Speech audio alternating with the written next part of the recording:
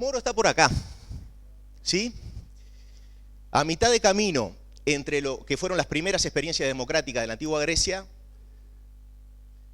y las democracias contemporáneas. Eso que sube allí, después, si nos da un minuto vamos a hablar, es el producto per cápita. Y bien, desde mi punto de vista, la democracia es algo que ha existido de diversas formas en distintas etapas de la historia, ¿sí? Pero, digamos, el pensamiento democrático más o menos organizado data de la antigua Grecia. Y entonces, allí hay una grilla de conceptos que trataré de repasar rápidamente, relacionados con la democracia clásica, ¿sí? Con la democracia griega. En primer lugar, la idea de animal político, del ser humano, eso son politicón, el ser humano como animal político, ¿ah? Una idea que aparecía bien clarita en Aristóteles y súper interesante. Decía, el ser humano es el único de todos los animales que habla. Y esto, el logos, que lo caracteriza, es al mismo tiempo palabra y razón. Es la capacidad de hacer un discurso razonado, de expresar razones y también de distinguir lo bueno de lo malo, desde el punto de vista de cada uno, comunicarlo. Es fundamental para la vida en la polis, para la vida social. Por eso es que Aristóteles caracterizaba al ser humano como animal político.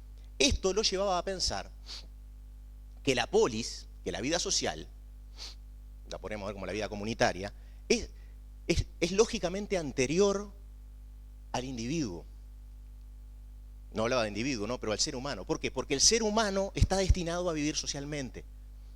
¿Ah? El ser humano nunca anda aislado, siempre vive en conjunto con otros. Entonces, el todo es antes que la parte, la polis es antes que la persona. Bueno, la polis se concebía como un organismo vivo, donde la costumbre era muy importante, que tenía un origen natural, por lo tanto, no artificial. Ahora vamos a ver por qué esto de natural. Digamos, el punto es que naturalmente el ser humano está destinado a convivir con otros. Lo interesante es que en la modernidad nosotros esa idea la deformamos, como vamos a ver más adelante. La vida en común es fundamental. Desde el punto de vista de la vida política, la participación directa tiene un papel muy importante. Y es súper interesante la reflexión que hace Aristóteles, por ejemplo, respecto a la economía. Él suponía que la polis tenía que ser autárquica. ¿Qué quiere decir eso? Que se baste a sí misma, ¿sí? Que se baste a sí misma como unidad económica y política respecto al exterior, pero aparte le asigna un lugar muy particular a lo económico, al cual nosotros no estamos acostumbrados. Para él, la economía es la producción de las cosas necesarias para la vida. ¿Ah? Pero lo toma como un dato. La polis para existir necesita bienes económicos. Una familia para existir necesita bienes económicos. ¿Ah? Pero la economía no es el tratar de aumentar la cantidad de bienes indefinidamente, no, a eso, claro, o de aumentar la cantidad de dinero que uno tiene. A eso él le llama crematística. Y eso es como una deformación de lo económico. ¿Ah? Yo tengo una interpretación de por qué eso es así. Yo supongo que tiene que ver con que esas sociedades no crecían en términos económicos. Entonces, digamos, no había crecimiento del producto. ¿Ah? Entonces, si lo económico pasara a tomar un papel fundamental en la convivencia diaria, podría producir conflictos irreparables dentro de una comunidad muy pequeña. Porque si yo siempre estoy preocupado por aumentar el trozo de pastel que me va a tocar y es un pastel que no crece, solamente voy a poder crecer a expensas del que está al lado. Entonces, yo creo que había una cuestión de colocar a lo económico en un lugar secundario. De hecho, economía viene de oikos, que es casa, es lo privado. En la economía, también de ahí viene ecología, ¿no? En lo económico priman relaciones de jerarquía, además, ¿sí? Por oposición a lo político, que es lo más importante, porque es lo característico del ser humano, es lo público. Entonces, la economía es una economía de reproducción y subsistencia. Los bienes tienen un valor de uso, por sobre todo, más allá del valor de cambio. Ya la distinción entre valor de uso y valor de cambio de un bien ya la había establecido Aristóteles y decía, bueno, un zapato puede servir para vestirse o para intercambiarlo por otro bien, pero lo más importante es que sirve para vestirse, ¿sí? Y hay una importancia muy grande en esta economía de la cooperación. Entonces, y la polis es el ámbito de la igualdad, lo público es el ámbito de la igualdad, donde nos reconocemos con otros iguales, los ciudadanos, ¿sí? Y está en algún sentido, lógicamente, por encima del ámbito de lo privado, que es el ámbito de lo desigual. Nos reconocemos iguales y por eso en la democracia griega primaban algunas cosas muy locas para nuestra percepción. Por ejemplo, el principio de selección de gobernantes era el sorteo. Sí existía la elección para algunas cosas, pero el sorteo jugaba su papel. ¿Por qué? Porque todos se reconocían iguales. Entonces, todos aceptaban que otro lo podría gobernar y que luego tocaría el momento de gobernar a uno eventualmente, ¿sí? Esto, desde mi punto de vista, tiene mucho que ver, digamos, es fácilmente articulable con el pensamiento cristiano. Eso, con seguridad, ustedes me podrán corregir si estoy errando o no, pero, digamos, Horacio mencionaba segundo, la idea de que una característica fundamental en el ser humano es que es libre, propia del pensamiento cristiano. La libertad, digamos, el papel del amor en el Evangelio, que es un sentimiento justamente libre, ¿sí? Yo creo que es fácilmente articulable con esta idea de que, bueno, yo me reconozco libre de tomar decisiones, de formar mi punto de vista sobre las cosas, y que los demás también lo son, y entonces acepto gobernar y ser gobernado. Por eso, digamos, el pensamiento democrático es fácilmente articulable con el pensamiento cristiano. La democracia moderna. Bueno, democracia aparte en aquel momento era poder del pueblo, ¿sí? Esa es la raíz etimológica. Ahora, ¿de dónde viene la democracia moderna?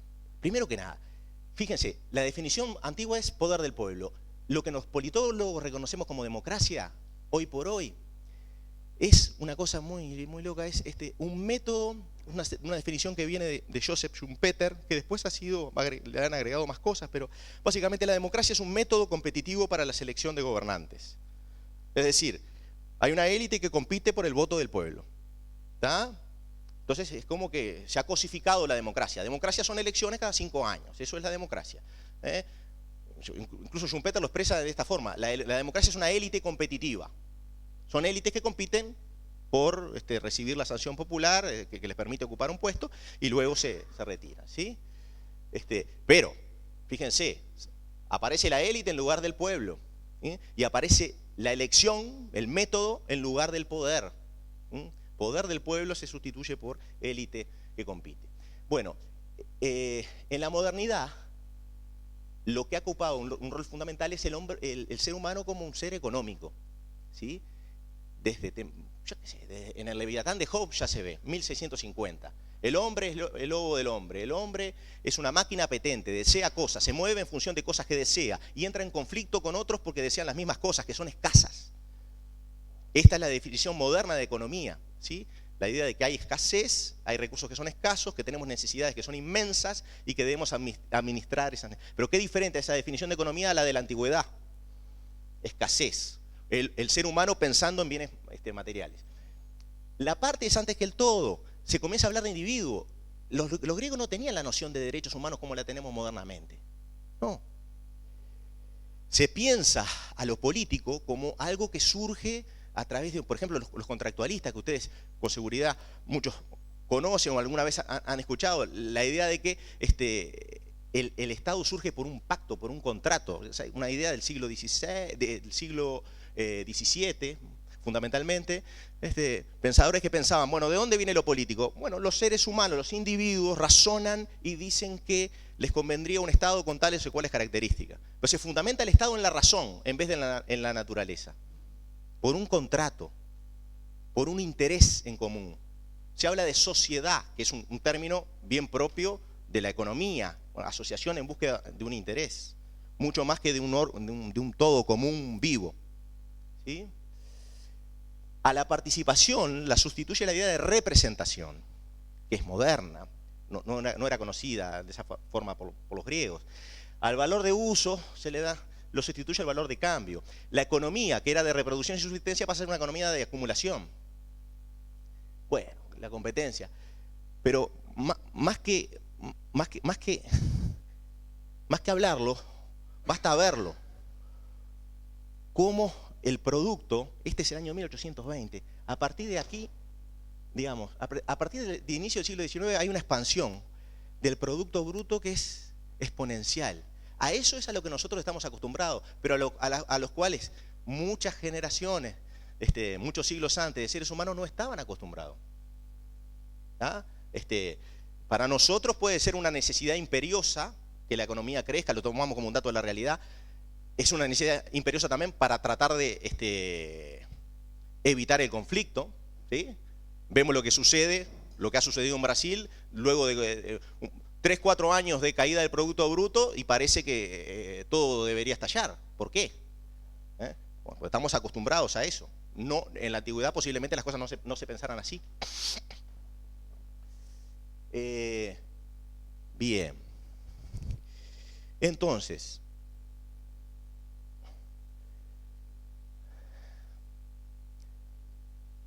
lo privado en general antecede a lo público. También esto es interesante, hay dos concepciones bien diferentes de libertad, como decía un conservador, Benjamín Constant. Una es la de los antiguos y otra la de los modernos. Los antiguos se sentían libres en tanto eran partes de una comunidad libre. Entonces se daban a sí mismos una norma, eran autónomos, formaban parte de un colectivo que fijaba las leyes. Nosotros nos sentimos libres muchas veces en el ámbito privado, en tanto el Estado no se meta con nosotros, no nos jorobe, no nos moleste, ahí está la libertad. La libertad está más en lo privado que en lo público. Ahora bien, y ya no debe quedar mucho tiempo, ¿no?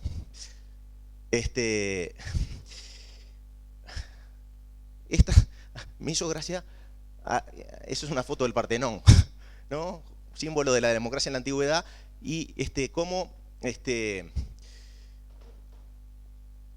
con relación a los sucesos en Grecia en los últimos años, aparecían pancartas por allí. Abajo la dictadura de la Unión Europea y de los organismos internacionales y demás. ¿Sí? Los tipos llegan a un referéndum en contra de algo, de determinadas medidas, se vota, se lleva, y como resultado, al final le dicen, mira, lo votaron. Bueno, muy bien. Qué lástima que perdieron el tiempo, porque esto no, incluso va a ser peor. ¿Ah? Es como, digamos, por la vía de los hechos, es una demostración de que la alternativa democrática no tiene ningún sentido. Entonces, las democracias en la actualidad deciden poco, muchas veces, en función de las presiones externas, de las presiones del mercado, de las presiones del capital. Muchas veces estamos acostumbrados a pensar de que podríamos avanzar, la historia puede avanzar en vectores que son armónicos, que vamos a consumir más, que vamos a repartir, que vamos a cuidar el ambiente, que vamos a tener democracias. Esa es la idea de desarrollo. Pero sin embargo, no es tan fácil, porque hay uno de estos vectores, que es la preocupación por el mercado, por el crecimiento, que se sobrepone a los demás todo el tiempo. Los países pobres, ante la necesidad de inversiones, tienen que, por ejemplo, dejar de lado el imponer condiciones al capital que le permitan la redistribución. Yo quiero redistribuir, quiero tener una política laboral que vaya en tal o cual dirección, pero necesito inversiones. El ambiente, lo mismo. Sin ir más lejos, lo que pasó con Bosnia, más allá de que tenemos confianza de que no, de que Bosnia no contamina, esto, lo otro, pero fíjense cómo se debatió todo el asunto. Se debatió en función de los puestos de trabajo que iba a proveer y de que somos un país pobre que tenía que crecer, y chau Pinela. Del mismo modo nos podemos preguntar, en materia ambiental, cómo están nuestros arroyos, en función de qué están, cuál es la situación de nuestros arroyos, y si podemos controlar eso, ¿sí? Y con seguridad la respuesta, bueno, Nuestro país es un país agrícola que exporta no sé cuánto cantidad de alimentos con relación a lo que consume y es imperioso producir en determinadas condiciones y no se meta con eso. Entonces, ni el ambiente, ni la redistribución, ni la propia democracia, porque hoy por hoy cuando se firma me voy a poner un poco radical, pero es la radicalidad de los hechos. Cuando se firma un tratado internacional, los tratados internacionales muchas veces incluyen cláusulas que son ocultas, la gente no puede conocer. O condiciones muy favorables al capital, o la condición de que si hay algún tipo de controversia, el asunto se va a zanjar en un tribunal lejano de la democracia que recibió la inversión. Eso es una realidad. Bueno, los hechos de Brasil hablan por sí solos. Cae el producto y que haya golpe. Puede decir alguno. Yo no digo que lo que sucedió fue un golpe, porque no lo pienso, pero sí pienso de que es increíble que por 2 o 3 años de recesión se llega a la conclusión de que la única alternativa viable es deponer a un mandatario. ¿Hay alternativas? ¿Qué alternativas? Bueno, eso yo traslado la pregunta. Yo creo que sí hay alternativas a todas estas cosas. Y las alternativas pasan por la regulación. Creo que el pensamiento cristiano tiene una enorme flexibilidad y puede adaptarse a la realidad contemporánea con mucha fuerza. Basta leer Mística, Desarrollo y Revolución muchos años después y encontrar de que posiblemente, no sé, habría que preguntarle a Terra, no podemos, pero posiblemente él no le tuviera que cambiar mucha cosa a eso, ni un punto ni una coma. Y si un pensamiento resiste con tanta flexibilidad el paso del tiempo, bueno, eso es un hecho interesante.